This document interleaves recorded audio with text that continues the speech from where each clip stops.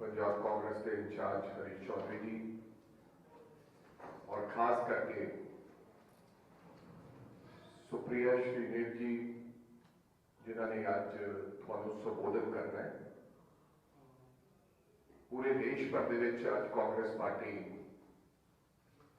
Press conference कर रही है। जिस प्रकार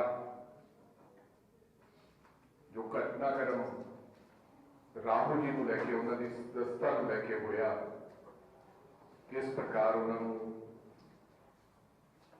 केस के राही 2 साल की सजा की और नाल ही नाल उन्होंने डिस्क्वालीफिकेशन हुई।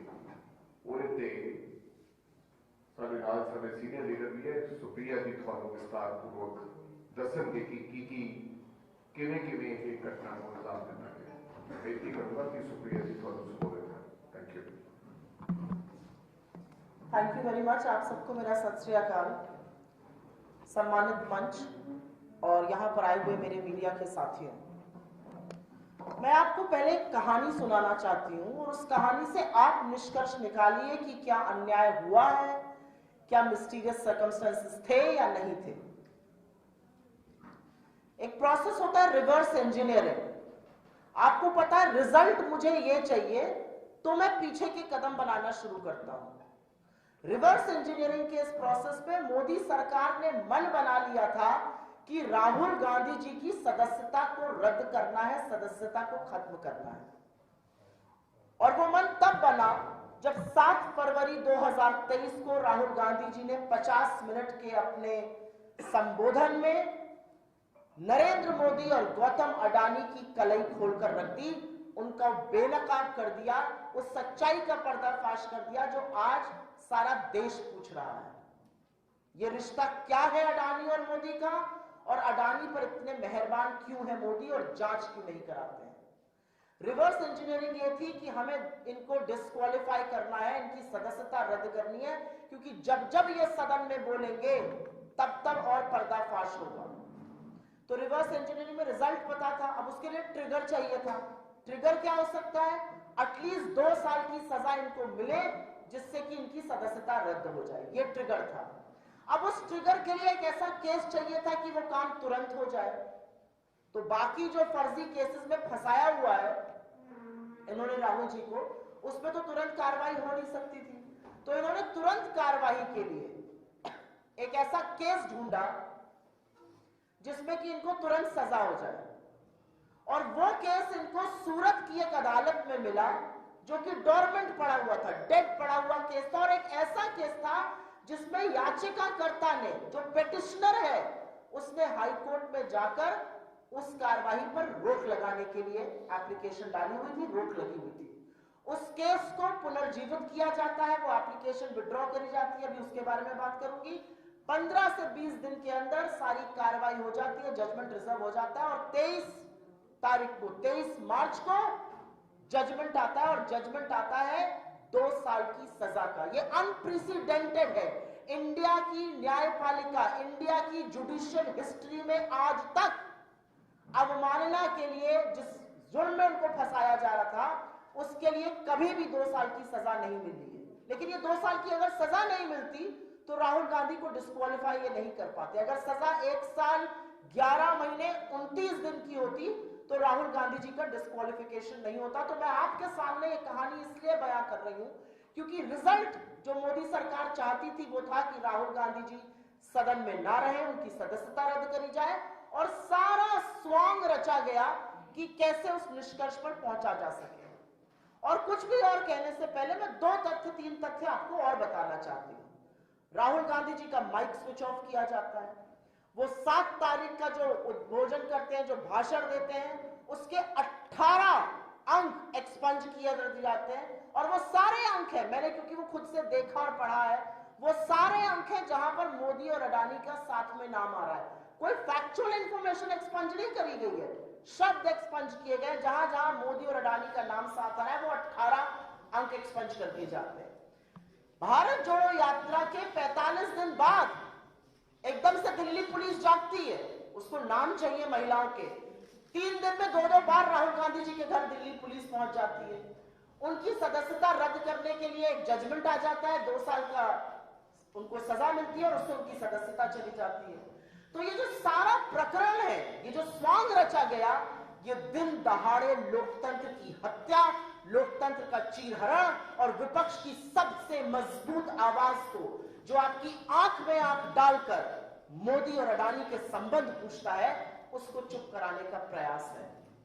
लेकिन वो डरपोक कायर तानाशाह ये भूल गया कि जितना आप सच को दबाइएगा उतनी ताकत से सच उभरता है।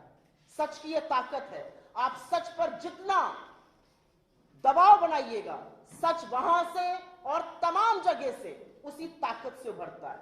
और वही हुआ। राहुल गांधी जी 4 बार के सांसद हैं।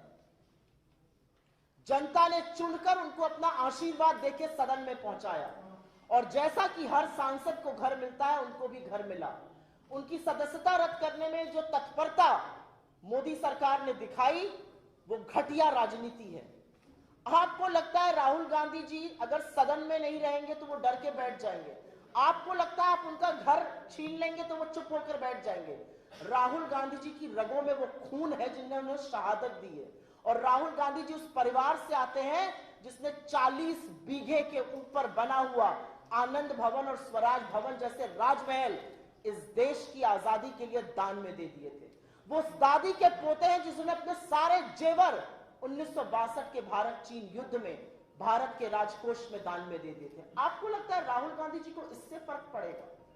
आप मुगालते में हैं, आपके दांव एक के बाद एक गलत पड़ रहे हैं, क्योंकि आपके सारे दांव इस देश के विपक्ष को चुप कराने के लिए, लोगों को भ्रमित करने के लिए, विपक्ष को डराने और धमकाने के लिए है।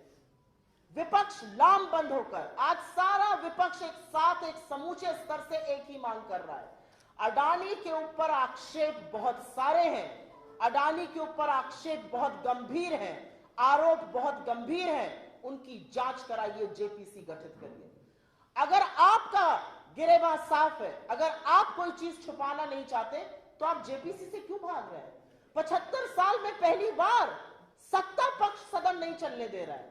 सत्ता पक्ष नारेबाजी करता है, वेल में आता है, अवरोध पैदा करता है कि सदन ना चले, क्योंकि सदन चलेगा तो अडानी और मोदी की बखिया और उधेड़ी जाएगी। और अब ये क्या डर गए? अब तो परत दर परत खुलती जा रही है अडानी और मोदी की, और जिसको रंग पोत कर एक छवि बनाई गई थी, वो छवि ध्वस्त हो गई है। उस व्यक्ति का कायरता, उस व्यक्ति का खोखलापन आज सारा देश देख रहा है। और आज सारा देश यही सवाल पूछ रहा है जो हम सदन में और सड़कों पर पूछ रहे हैं, कि ऐसा क्या है जो पूरी की पूरी सरकार, पूरा तंत्र, सारे मंत्री, सारे सांसद, गृह मंत्री से लेकर प्रधानमंत्री नरेंद्र मोदी तक एक व्यक्ति के बचाव में मोर्चा संभाले हुए हैं। एक व्यक्ति के बचाव में सब लोग मैदान में उतर गए, और वो व्यक्ति गौतम अडानी है। और अब मैं कुछ सवाल दोहरा देती हूं जो राहुल गांधी जी ने सदन में उठाए थे और लगातार उठा रहे हैं। गौतम अडानी एक समूह के मालिक हैं।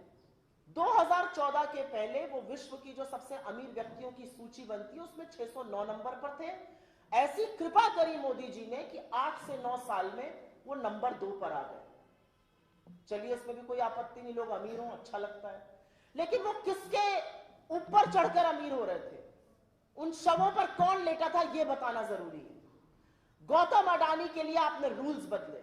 आपकी फाइनेंस मिनिस्ट्री, आपके नीति आयोग ने लिखित में दिया कि किसी भी व्यक्ति को 1 या 2 से ज्यादा एयरपोर्ट नहीं देने चाहिए डेवलपमेंट के लिए। लिखित में दिया कि जिसके पास एयरपोर्ट डेवलपमेंट का या एयरपोर्ट का प्रायर एक्सपीरियंस नहीं है, उसको मत दीजिए एयरपोर्ट। आपने एक साथ 6 एयरपोर्ट नियम बदलकर अपने लोगों की अनसुनी करके गौतम अडानी की झोली में डाले। आपने गौतम अडानी को एकाधिकार और मोनोपोली दी, नियम बदल के पोर्ट्स की। आपने उनको मोनोपोली दी, नियम बदल के एसईजेड की। और यह प्रमाण है, यह हम प्रमाण के साथ बोल रहे हैं कि नियम एक व्यक्ति के लिए बदले गए।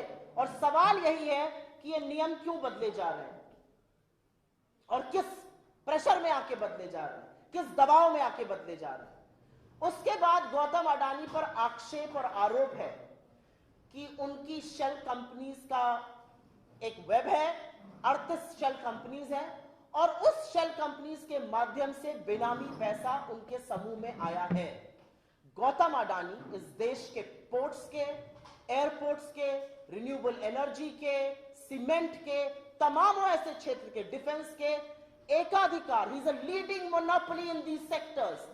और सरकार को फर्क नहीं पड़ता, एक चीनी नेशनल का नाम आ रहा है, एक चाइनीज नेशनल का, सरकार को फर्क नहीं पड़ता कि अगर बेनामी पैसा आ रहा है तो ये किसका पैसा है, और ये उन क्षेत्रों में आ रहा है जो हमारे लिए स्ट्रेटेजिक, रणनीतिक और घातक साबित हो सकते हैं।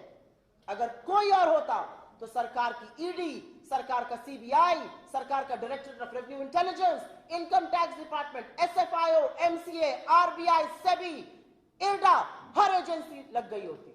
लेकिन गौतम अडानी की जांच नहीं करना चाहती है सरकार। और एक बहुत बड़ा प्रश्न यह उठता है कि गौतम अडानी के समूह में एलआईसी और एसबीआई ने पैसा क्यों लगाया। Domestic mutual fund Gautam Adani के समूह में पैसा नहीं लगाते हैं, किसने मजबूर किया उनको कि पैसा लगाया। और यह भी एक सच है कि एलआईसी ने जो पैसा लगाया था 29,000 करोड़, वो पैसा डूब गया, आज उनका इन्वेस्टमेंट नेगेटिव है। इसका जवाब कौन देगा? और इसका जवाब देने का काम और दायित्व केंद्र की सरकार पर है। लेकिन केंद्र सरकार की एक भी एजेंसी जो विपक्ष के पीछे पड़ जाएगी, जो उनसे सवाल करने के पीछे पड़ जाएगी, जो ब्यूरोक्रेट्स के पीछे पड़ जाएगी, जो रेगुलेटर्स के पीछे पड़ जाएगी, गौतम अडानी की जांच नहीं कराना चाहते। और ये लोग ऐसे लोग हैं कि ये बिना पलक झपकाए झूठ बोलते हैं। ये क्या छिप रहे हैं? Supreme court committee. Supreme court की जो कमेटी है वो गौतम अडानी की जांच करने के लिए नहीं बनी है। सुप्रीम कोर्ट की कमेटी का टर्म्स ऑफ रेफरेंस बिल्कुल क्लियरली इंडिकेटेड है, रिव्यू ऑफ रेगुलेटरी फ्रेमवर्क। वो नहीं पूछ रहे कि 82 गुना कैसे उनके स्टॉक्स बढ़ गए, वो नहीं पूछ रहे कि ये जो 20,000 करोड़ है ये किसके लगे हैं अडानी समूह में, वो नहीं पूछ रहे कि शेल कंपनीज किसकी हैं, वो नहीं पूछ रहे कि ये जो चीनी नेशनल है ये कौन है। ये काम सरकार का है और सरकार ये काम करना नहीं चाहती है। और हमारे लिए यह मुद्दा इसलिए जरूरी है क्योंकि जब गौतम अडानी 1600 करोड़ रुपए प्रति मिनट कमा रहे थे तो इस देश के लाखों लघु मध्यम उद्योग, लाखों एमएसएमईज लगातार बंद हो रहे थे। जब गौतम अडानी 609 नंबर से 2 नंबर की कुलाचे मार रहे थे तो 83% इस देश की आबादी की आय घट रही थी और उसके बारे में इन्होंने कुछ नहीं किया। उसके बाद आप इनसे महंगाई की बात करिए तो ये कहते हैं हम लहसुन प्याज नहीं खाते। आप इनसे रोजगार की बात करिए, कहते हैं पकौड़े तल लो। आप इनसे चाइना की बात करिए, ये कहते हैं कोई घुसा हुआ नहीं है। आप इनसे अडानी की बात कर लीजिए तो 2 घंटा 40 मिनट नरेंद्र मोदी 2 सदनों में बोलते हैं, कांपते हाथों से पानी पीते हैं क्योंकि डर के मारे गला सूखता है। जो सवाल राहुल गांधी ने उठा दिए, लेकिन उसके बाद भी ये कहते और करते कुछ नहीं अडानी पर।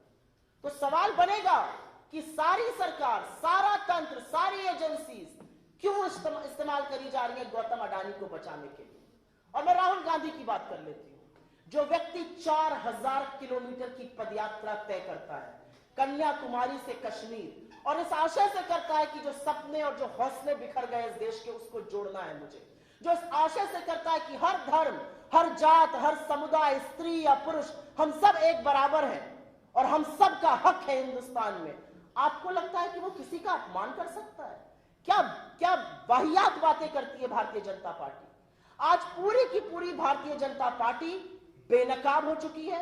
आज भारतीय जनता पार्टी बचाव कर रही है, डिफेंस कर रही है, डिफेंड कर रही है उन भगोड़ों को जो हिंदुस्तान के लाखों करोड़ रुपए की चपत लगाकर चोरी कर इस देश से भाग गए और 9 साल से प्रधानमंत्री और पूरी उनकी सरकार झुंझुना बजाती रही, आपकी आंखों में धूल झोंकती रही, लेकिन एक भी व्यक्ति को ला नहीं पाए।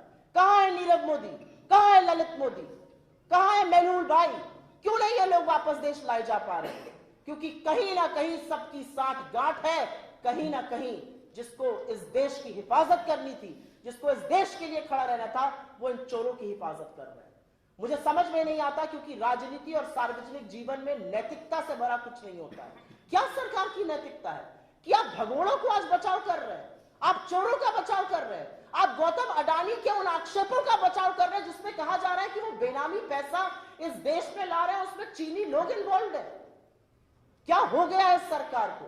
लेकिन ये देश देख रहा है और ये देश देख रहा है कि आपके जुल्म की जो ताकत है और पूरी ताकत से आप जुल्म कर रहे हैं।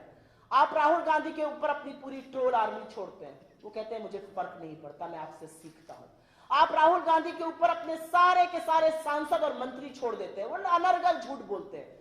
यूके में उन्होंने ये कहा, यूके में उन्होंने वो कहा, उनको सदन में आकर बात करनी चाहिए। लिखित in writing he has asked for permission from the speaker, in writing twice, मुझे सदन में बोलने का मौका दिया जाए। मिलकर बोला स्पीकर से मुझे सदन में बोलने का मौका दीजिए, और स्पीकर उनसे हंस के कहते हैं वो मैं कर नहीं सकता हूं, मेरे साथ एक कप चाय पी लीजिए। क्यों नहीं कर सकते स्पीकर? क्योंकि सबको पता था कि अगला भाषण फिर अडानी पर होगा और फिर बखिया उधेड़ी जाएगी नरेंद्र मोदी और गौतम अडानी की। तो सबसे अच्छा है संसद ही मत चलने दो, सदस्यता रद्द कर दो।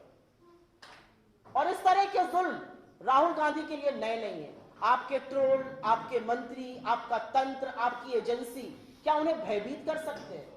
जब एक व्यक्ति खड़ा होकर यह कह देता है कि मैं हर कीमत चुकाने के लिए तैयार हूं, जिस व्यक्ति ने लोगों के घर में, तो छोड़िए लोगों के दिल में घर कर लिया है, उस व्यक्ति के लिए आज पूरा देश अपने घरों के दरवाजे खोल के खड़ा हो गया। आप देख रहे हैं ना सोशल मीडिया पे क्या ट्रेंड्स चल रहा है, मेरा घर आपका घर। हर व्यक्ति यह कह रहा है कि ऐसे व्यक्ति जो हमारे हक के लिए लड़ रहा है उसके लिए हमारे घर के दरवाजे खुले हैं। और मैं अंत में सिर्फ एक बात कहूंगी, और यह बात कहनी जरूरी है। नरेंद्र मोदी और उनकी सरकार को लगता है कि बिना सत्ता के या बिना सदस्यता के राहुल गांधी चुप हो जाएंगे। सत्ता की जरूरत नरेंद्र मोदी को है, और इसलिए प्रधानमंत्री मोदी को सत्ता की जरूरत है, क्योंकि अगर उनके पास सत्ता नहीं रहेगी तो वो विपक्ष को प्रताड़ित कैसे करेंगे, लोगों के यहां ईडी कैसे भेजेंगे, लोगों के यहां सीबीआई कैसे भेजेंगे। नरेंद्र मोदी जी को सत्ता की जरूरत इसलिए है क्योंकि अगर सत्ता नहीं होगी तो भारत के सदन की कार्यवाही को लोकसभा टीवी 16-16, 17-17 मिनट के लिए म्यूट कैसे करेगा। अगर उनके पास सत्ता नहीं होगी तो सांसदों के माइक कैसे ऑफ करेंगे। अगर उनके पास सत्ता नहीं होगी तो राहुल गांधी की सदस्यता कैसे रद्द की जाएगी। लेकिन राहुल गांधी को सत्ता की इसलिए जरूरत नहीं है क्योंकि वो सच के साथ खड़े हैं, और सच का साथ देना सबसे बड़ा पराक्रम है। जिसके दिल में सच और साहस है वो गांधी की राह पर है, और महात्मा गांधी हमारी प्रेरणा है। यह अलग बात है कि प्रधानमंत्री मोदी को भी वैधता तो गांधी के नीचे ही सर झुकाकर मिलती है। मेरा अपना मानना है ये लंबी लड़ाई है। हम आह्वान करते हैं, शुक्रिया अदा करते हैं उन सब लोगों का जो इस लड़ाई में हमारे साथ खड़े हैं, क्योंकि ये लड़ाई सिर्फ राहुल गांधी की लड़ाई नहीं है, ये टेस्ट ऑफ डेमोक्रेसी सिर्फ इंडिया का नहीं है, ये उन शाश्वत सचों का इम्तहान है, उन बेसिक प्रिंसिपल्स ऑफ लाइफ का इम्तहान है जिसको सुनकर हम सब बड़े हुए। Honesty is the best policy, सच बोलना चाहिए, अन्याय की खिलाफत करनी चाहिए। ये वो प्रिंसिपल्स हैं जो बेडरॉक ऑफ ह्यूमन सिविलाइजेशन होता है, और ये टेस्ट पर है। 16 मार्च को राहुल गांधी जी ने अपनी प्रेस कॉन्फ्रेंस में कहा था, और ये कह के मैं अंत करती हूं, कि Indian democracy is on test, if democracy was functioning I will be allowed to speak in parliament. 8 दिन बाद राहुल गांधी जी को अवसर देना तो दूर की बात है, उनकी सदस्यता रद्द कर दी जाती है। लेकिन राहुल गांधी ने जैसे कहा है, ना वो डरेंगे, ना वो झुकेंगे, ना वो माफी मांगेंगे। वो डट कर लड़ेंगे और आपको मजबूर करेंगे कि आपको अडानी पर चर्चा करनी पड़ेगी, जवाब देना पड़ेगा, और जो संरक्षण है वो हटाना पड़ेगा। मेरा अपना मानना है कि ये देश देख रहा है, और ये देश बहुत कुछ बर्दाश्त करता है, लेकिन ये देश का लोकतंत्र इस तरह से चीरहरण किया जाएगा, बर्दाश्त कतई नहीं करेगा। धन्यवाद। आपके सवाल का स्वागत है। मोहम्मद फैजल की सदस्यता बहाल कर दी गई है। मैं एक चीज और बोलना चाह रही हूं, और ये आपकी रिपोर्टिंग के लिए इंपॉर्टेंट होगा। हमारा न्यायपालिका में पूरा विश्वास है, हमारा अटूट विश्वास है न्यायपालिका में, लेकिन कुछ तथ्य आपके सामने रख देती हूं, आप अपना कंक्लूजन ड्रॉ करिएगा। 2019 अप्रैल में कोलार कर्नाटक में राहुल गांधी जी ने एक भाषण दिया। उसका केस पूर्णेश भूतवाला, उसका नाम भूतवाला था, उसने बाद में अपना नाम बदल के पूर्णेश मोदी कर दिया, जो याचिका करता है, वो केस दायर करते हैं सूरत की गुजरात के एक कोर्ट में। वो केस दायर होता है 2021 में। राहुल जी वहां जाते हैं इन पर्सन, अपना वक्तव्य, अपना जो भी डिफेंस था वो रिकॉर्ड कराते हैं। मजिस्ट्रेट दवे उस टाइम पर उस केस को देख रहे थे। फाइनल आर्ग्यूमेंट्स का टाइम आता है, एकदम से पूर्णेश भूतवाला अर्थात पूर्णेश मोदी अहमदाबाद के कोर्ट पहुंच जाते हैं, और अहमदाबाद के कोर्ट में वो जाकर कहते हैं कि मेरी जो अदालत में कार्रवाई चल रही है उस पर स्टे लगा दीजिए। ये याचिकाकर्ता ने किया, ये हमने नहीं किया है। स्टे मिल जाता है, कार्रवाई जो है स्थगित हो जाती है सूरत की अदालत में, ये केस डॉर्मेंट हो जाता है। 7 फरवरी को राहुल गांधी जी भाषण देते हैं सदन में। अब 2023 में आ चुके हैं हम लोग। 7 फरवरी को राहुल गांधी जी भाषण देते हैं सदन में, और नरेंद्र मोदी जी और गौतम अडानी जी की बखिया उधेड़ कर रख देते हैं, और सारे देश के सामने सच सामने आ गया कि कहां किसके तार जुड़े हुए हैं। 7 फरवरी के 9 दिन बाद 16 फरवरी को पूर्णेश भूतवाला अर्थात पूर्णेश मोदी वापस अहमदाबाद हाईकोर्ट जाते हैं, और कहते हैं कि जो मैंने स्टे की एप्लीकेशन दी थी, जिसके बदौलत स्टे लगा हुआ था, वो एप्लीकेशन मैं विथड्रॉ कर रहा हूं 9 दिन बाद उस स्पीच के। वो एप्लीकेशन विथड्रॉ होती है। नए मजिस्ट्रेट वर्मा, जिनका अभी अभी प्रमोशन हुआ है, उसके बाद जब उन्होंने वो जाते हैं, ये पूरा मामला दोबारा से शुरू होता है।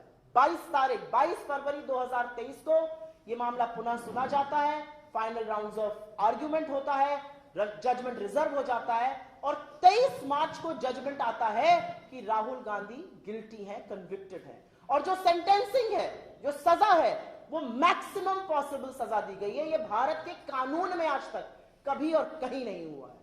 तो ये कुछ तथ्य और तारीखें हैं जो आपको मैंने रख दी है।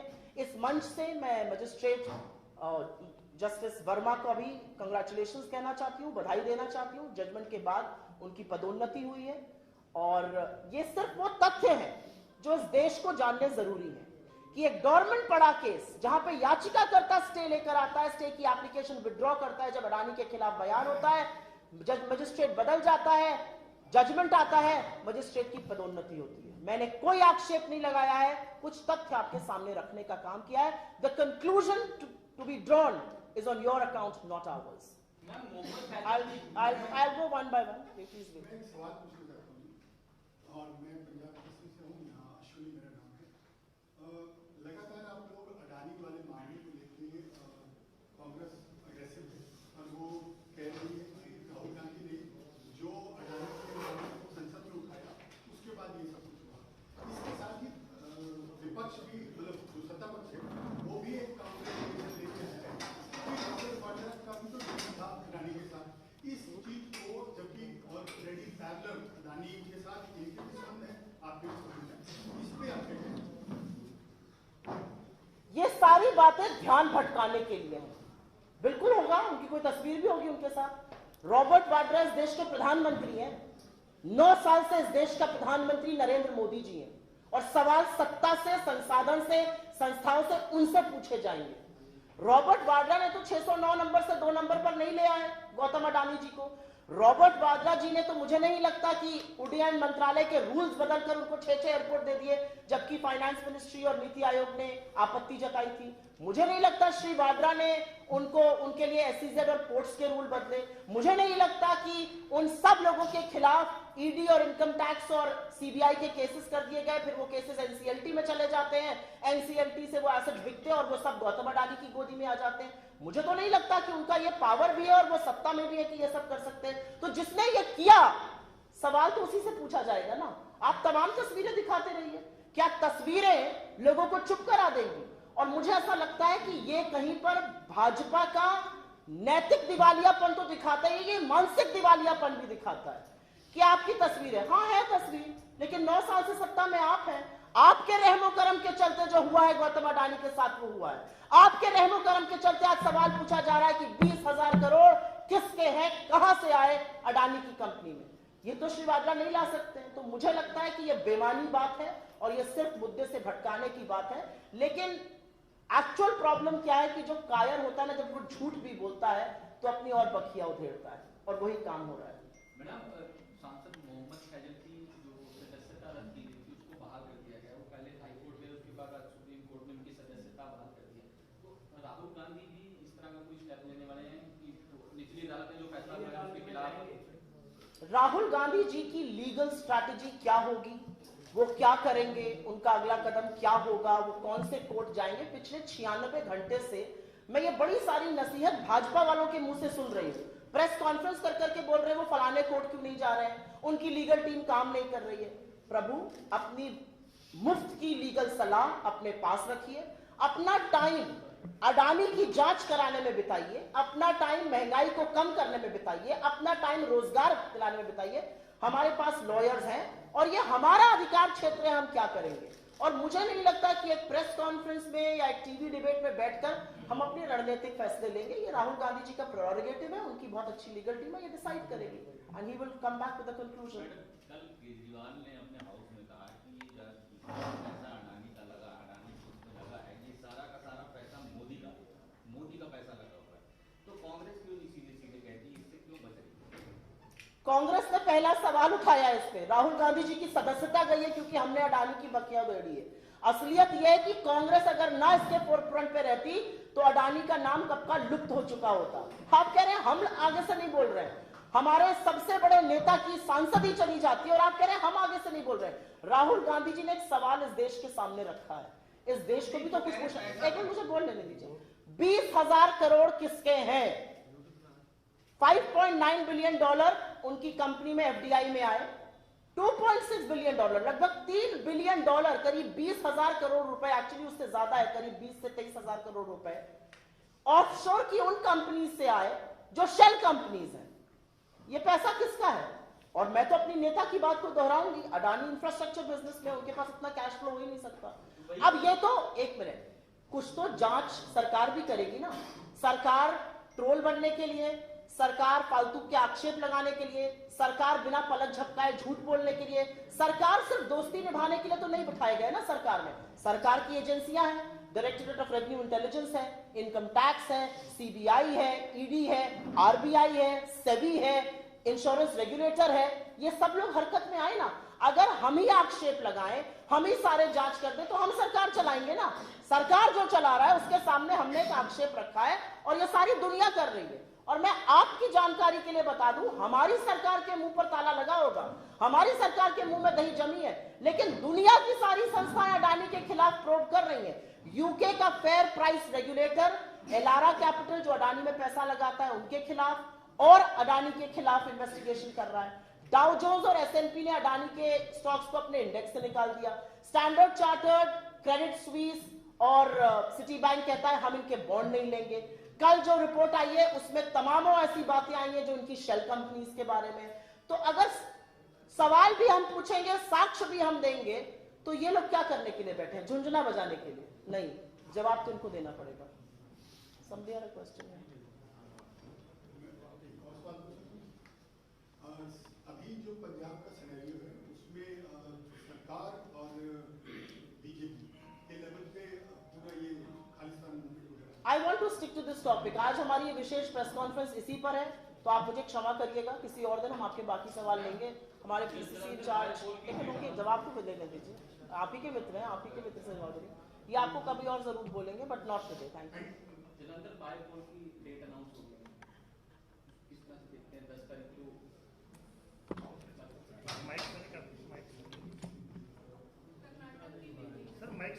माइक कर लो सर, माइक के आ जाएंगे क्या? आ जाएंगे। चंगी गल है कि जलंधर बायपोल की जरा डेट है अनाउंस हुई है, मेरे ख्याल 10 में डेट अनाउंस हुई है और सानू पूरी उम्मीद है कि इस बारी जरा मैंडेट है वो कांग्रेस पार्टी को, क्योंकि सारे बहुत ही सत्कारयोग लीडर चौधरी संतोख सिंह जी उतो मैंबर ऑफ पार्लियामेंट से 2 बारी, और पूर्ण उम्मीद है कि हुण जी टिकट है कांग्रेस पार्टी ने धर्मपत्नी उन्होंने धर्मपत्नी को दी है और कांग्रेस पार्टी की पूर्ण तैयारी है और मैनू पूर्ण उम्मीद है कि असी जिहड़ा यह बाय इलेक्शन है बड़े मार्जिन के नाल कांग्रेस पार्टी जितेगी। मैं आपने क्योंकि कर्नाटक पर पूछा तो कर्नाटक पर बोलना जरूरी है, क्योंकि कर्नाटक की जो सरकार है वो इस देश की सबसे भ्रष्ट सरकार है, 40% कमीशन खोरी की सरकार है। उनके सीएम को पे सीएम कह दिया जाता है। उनके कार्यकर्ता ये कहकर खुदकुशी करते हैं कि मुझसे भी 40% वसूली हो रही है। कॉन्ट्रैक्टर एसोसिएशन मोदी जी को बार बार चिट्ठी लिखती है। कर्नाटक जो सबक सिखाएगा वो लोकतंत्र का परचम लहराएगा। और मैं आपको एक बात और बता दूं, आपने अडानी पर एक सवाल पूछा था। आपका और मेरा पैसा भी जो ईपीएफ में लगा है वो अडानी के स्टॉक में लगा है। चिंता आपको भी करनी चाहिए मेरे भाई, बड़ी गहन चिंता की बात है। ईपीएफ में लगा जो पैसा होता है वो हर व्यक्ति या तो घर खरीदने के लिए, रिटायरमेंट के लिए, लड़के की पढ़ाई के लिए, बच्चों की शादी के लिए, ऐसी चीजों के लिए लगता है। लेकिन अब पता चल रहा है कि भैया वो पैसा भी अडानी के स्टॉक में लग गया। वो कितना डूबा है, क्या हुआ हम नहीं जानते, लेकिन असलियत ये है कि आपका और मेरा पैसा भी दांव पर लगा है। सजग होइए, सोचिए इस बारे में। आपने कर्नाटक की बात करी है तो पंजाब पे भी टिप्पणी चाहिए, पंजाब में आए हैं। आप ये दे देंगे ना, आपसे चाहिए। नहीं, not from will give it. Punjab में मैं I am here to do a special press conference. I hope you will appreciate that. नहीं पंजाब में मैं लेने के लिए बैठा हूँ राहुल जी ਆਪਾਂ ਰੋਜ਼ ਹੀ ਕਰ ਰਹੇ ਹਾਂ ਉਹਦੇ ਤੇ ਗੱਲ ਯਾਰ ਜੇ ਉਹ ਸਪੈਸ਼ਲੀ कर्नाटक की गल कीती पंजाब दी ਦੇਖੋ ਉਹਨਾਂ ਨੇ ਕਰਨਾਟਕਾ ਦੀ ਇਲੈਕਸ਼ਨ ਦੀ ਗੱਲ Election ਕੀਤੀ announce ਬਾਈ ਇਲੈਕਸ਼ਨ ਬਾਰੇ ਆਪਾਂ ਦੱਸ ਥੋੜੀ ਬਹੁਤ ਰਾਜ ਕੋਲ ਬਾਈ election He just spoken by ਮਾੜੀ ਜੀ ਗੱਲ ਪੰਜਾਬ ਬਾਰੇ ਵੀ ਕਰਨੀ ਹੁਣ ਤੁਸੀਂ ਕਰ ਦੋ ਨਾ ਪੰਜਾਬ ਦੇ ਹਾਲਾਤਾਂ ਇਹ ਕੋਈ ਸਵਾਲ ਹੈ ਤੁਹਾਡਾ ਤਾਂ ਹਾਂਜੀ ਸਰ ਕਿਉਂਕਿ ਮੈਂ ਇਹ ਚਾਹੁੰਦਾ ਸੀਗਾ ਕਿ ਅੱਜ ਦੀ ਜਿਹੜੀ ਸਪੈਸ਼ਲ ਕਾਨਫਰੰਸ ਪੰਜਾਬ ਦੇ ਜਥੇਦਾਰ ਜਿਹੜੇ ਨੇ ਉਹਨਾਂ ਦਾ ਟਵਿੱਟਰ ਅਕਾਊਂਟ ਵੀ ਬੈਨ ਕਰ ਦਿੱਤਾ ਆ ਤੇ ਬੱਬੂ ਮਾਨ ਦਾ ਟਵਿੱਟਰ ਅਕਾਊਂਟ ਵੀ ਬੈਨ ਕਰਤਾ ਲਗਾਤਾਰ ਬਹੁਤ ਸਾਰੇ ਟਵਿੱਟਰ ਅਕਾਊਂਟ ਜਿਹੜੇ ਨੇ ਬੈਨ ਕੀਤੇ ਜਾ ਰਹੇ ਨੇ ਜਥੇਦਾਰ ਸਾਹਿਬ ਦਾ ਕਰਨਾ ਬੈਨ ਉਹਨੂੰ ਕਿਸ ਤਰੀਕੇ ਨਾਲ ਦੇਖਦੇ ਹੋ ਦੇਖੋ ਜਥੇਦਾਰ ਸਾਹਿਬ ਦਾ ਟਵਿੱਟਰ ਅਕਾਊਂਟ ਕਿਉਂ ਬੈਨ ਕੀਤਾ ਹੈ ਕਿਸ ਕਰਕੇ ਕੀਤਾ ਹੈ ਇਸ ਬਾਰੇ ਮੇਰੇ ਕੋਲ ਕੋਈ ਮੁਕੰਮਲ ਜਾਣਕਾਰੀ ਨਹੀਂ ਹੈ ਕਿ ਸਰਕਾਰ ਨੇ ਕਿਉਂ ਕੀਤਾ ਹੈ ਬਟ ਮੈਨੂੰ ਲੱਗਦਾ ਕਿ ਜਿਸ ਪ੍ਰਕਾਰ ਦੇ ਹਾਲਾਤ ਬਣੇ ਹੋਏ ਹਨ ਇੱਕ ਦੂਸਰੇ ਤੇ ਟਿੱਪਾ ਟਿੱਪਣੀ ਬਹੁਤ ਸਾਰੀਆਂ ਚੀਜ਼ਾਂ ਹੈਗੀਆਂ ਜਿਹੜੀਆਂ ਕਿ ਮੇਰਾ ਖਿਆਲ ਕਿ ਸਾਨੂੰ ਸਮੇਂ ਸਿਰ ਮੌਕੇ ਸਿਰ ਉਹਨਾਂ ਤੇ ਸਵਾਲ ਚੁੱਕਣੇ ਚਾਹੀਦੇ ਕਾਫੀ ਦੇਰ ਬਾਅਦ ਕਦੇ ਸਰਕਾਰ ਕੁਝ ਕਹਿੰਦੀ ਹੈ ਕਦੇ ਜਥੇਦਾਰ ਸਾਹਿਬ ਦਾ ਕੁਝ ਬਿਆਨ ਆਉਂਦਾ ਮੈਨੂੰ ਲੱਗਦਾ ਕਿ ਅਸੀਂ ਇਹਨਾਂ ਗੱਲਾਂ ਦੇ ਵਿੱਚ ਨਾ ਜਾਂਦੇ ਹੋਏ ਸਾਡਾ ਤਾਂ ਇੱਕ ਹੀ ਸਵਾਲ ਹੈ ਕਿ ਪੰਜਾਬ ਦੇ ਹਾਲਾਤ ਤੇ ਅਮਨ ਔਰ ਕਾਨੂੰਨ ਹੈ ਜਿਹੜਾ ਇਹਦੇ ਸ਼ਾਂਤੀ ਹੋਣੀ ਚਾਹੀਦੀ ਹੈ ਪੰਜਾਬ ਦੇ ਲੋਕ ਇਸ ਗੱਲ ਨੂੰ ਸਫਰ ਨਾ ਕਰਨ ਜਿਸ ਪ੍ਰਕਾਰ ਦੀ ਇਹ ਤਾਂ ਪਹਿਲੇ ਦਿਨ ਤੋਂ ਜਥੇਦਾਰ ਸਾਹਿਬ ਦੀ ਔਰ ਸਰਕਾਰ ਦੇ ਵਿੱਚ ਖਿੱਚਾਤਾਨੀ ਚੱਲ ਰਹੀ ਹੈ ਉਹ ਕਦੇ ਸਿਕਿਉਰਿਟੀ ਨਹੀਂ ਰਹੀ ਪਰ ਪੋਜੀਸ਼ਨ ਪੰਜਾਬ ਦੇ ਹੋ ਤੁਸੀਂ ਐ ਬਚ ਕੇ ਨਾ ਨਿਕਲੋ ਨਾ ਅਸੀਂ ਬਚ ਕੇ ਬਿਲਕੁਲ ਨਾ ਅਸੀਂ ਬਿਲਕੁਲ ਬਚ ਕੇ ਨਹੀਂ ਨਿਕਲਣਾ ਚਾਹੁੰਦੇ ट्विटर आज तो ये प्रेस कॉन्फ्रेंस दूसरे मुद्दे पे है ना इसको क्यों अगर सुनिए ट्विटर अकाउंट किसी व्यक्ति का भी ना केवल जथेदार जी का बहुत सारे प्रेस कर्मचारियों के भी ट्विटर अकाउंट बंद किए गए ਅਸੀਂ ਉਦੋਂ ਉਹਨਾਂ ਦੇ ਖਿਲਾਫ ਹੱਕ ਦੇ ਵਿੱਚ ਲਿਖਿਆ ਕਿਸੇ ਵੀ ਵਿਅਕਤੀ ਦੀ ਨਾ ਕੇਵਲ ਜਥੇਦਾਰ ਜੀ ਦੀ ਕਿਸੇ ਵੀ ਵਿਅਕਤੀ ਜੀ ਨੂੰ ਦੀ ਆਵਾਜ਼ ਦਬਾਉਣਾ ਕਾਂਗਰਸ ਪਾਰਟੀ ਤਾਂ ਹਮੇਸ਼ਾ ਲੜਦੀ ਆਈ ਹੈ ਇਸ ਗੱਲ ਦੇ ਖਿਲਾਫ ਆ ਰਾਹੁਲ ਗਾਂਧੀ ਜੀ ਦੀ ਆਵਾਜ਼ ਦਬਾਈ ਜਾ ਰਹੀ ਹੈ ਨਾ ਅਸੀਂ ਲੋਕਤੰਤਰ ਤੇ ਵਿਸ਼ਵਾਸ ਰੱਖਦੇ ਹਾਂ ਅਸੀਂ ਇਹ ਚਾਹੁੰਦੇ ਹਾਂ ਕਿ ਕਿਸੇ ਵਿਅਕਤੀ ਦੇ ਮਨ ਦੇ ਵਿਚਾਰ ਹੈ ਉਹ ਕੋਈ ਵੀ ਆਪਦੇ ਵਿਚਾਰ ਰੱਖ ਸਕਦਾ ਲੇਕਿਨ ਉਹਦੀ ਆਵਾਜ਼ ਦਬਾਉਣ ਦਾ ਕਿਸੇ ਸਰਕਾਰ ਨੂੰ ਕੋਈ ਹੱਕ ਨਹੀਂ ਚਾਹੇ ਉਹ ਕਿਸਾਨਾਂ ਦੇ ਟਵਿੱਟਰ ਅਕਾਊਂਟ ਬੰਦ ਹੋਏ ਚਾਹੇ ਉਹ ਜਥੇਦਾਰ ਜੀ ਦੇ ਹੋਏ ਚਾਹੇ ਉਹ ਕਿਸੇ ਹੋਰ ਵਿਅਕਤੀ ਦੇ ਹੋ ਅਸੀਂ ਇਸ ਗੱਲ ਦੇ ਹੱਕ 'ਚ ਨਹੀਂ ਹਾਂ ਅਸੀਂ ਇਸ ਗੱਲ ਦੇ हामी नहीं है पर मैं एक बात जरूर कहना चाहती हूँ अगर आपकी परमिशन हो राजा भाई अब आपने क्योंकि बात छेड़ी दी है तो एक बात यहाँ पे कहनी जरूरी है पंजाब के चुनाव के दौरान एक ही व्यक्ति ने सवाल उठाया था कि बड़ा डेंजरस है यहाँ पर कुछ भी हो जाना ये बॉर्डर क्षेत्र है यहाँ पर शांति बहाल होना सुरक्षा बहाल होना जरूरी है जिम्मेदार लोगों को बिठाइए ये आपको याद है किसने कहा था ये मेरे नेता राहुल गांधी ने कहा धन्यवाद थैंक यू